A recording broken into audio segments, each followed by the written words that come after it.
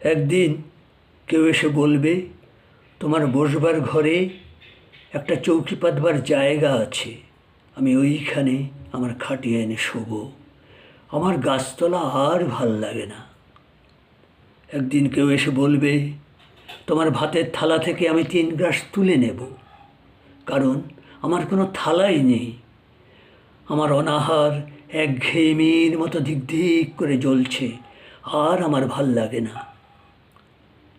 গাড়ি বারান্দার তলা থেকে ধুলো মাখা 3টে বাচ্চা ছুটে এসে বলবে, ওগো, আমরা বাসি রুটি চাই না, 5 নয়া চাই না।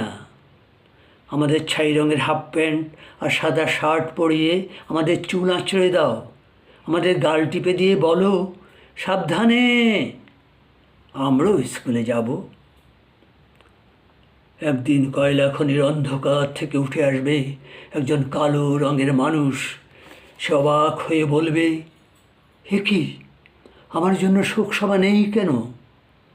ডিনামাইট নিয়ে আমি গিয়েছিলুম গভীর থেকে আরও গভীরে। আমি ফিরিনি, কিন্তু তোমাদের জন্য আগুন এসেছে। আমার নামে তোমরা কেন নাম রাখনি শহরের রাস্তার? তবে এসব রাস্তা কাদের নামে? তাদের তো চিনি না। একদিন ধান খেতে কাদা জল মেখে দাঁড়ানো একজন মানুষ নিজের চেয়ে আরও অনেক লম্বা হয়ে গলা তুলে বলবে, তোমরা যারা কোনো দিন কাদা জল মাখনি, মাটিতে শোনোনি কোনো আওয়াজ, জানো না ঘাম রক্ত উৎকণ্ঠায় সবুজ হয় সোনালি, সেই তোমরাই শস্য নিয়ে রাজধানী করো, আর আমার সন্তানরা থাকে উপবাসী।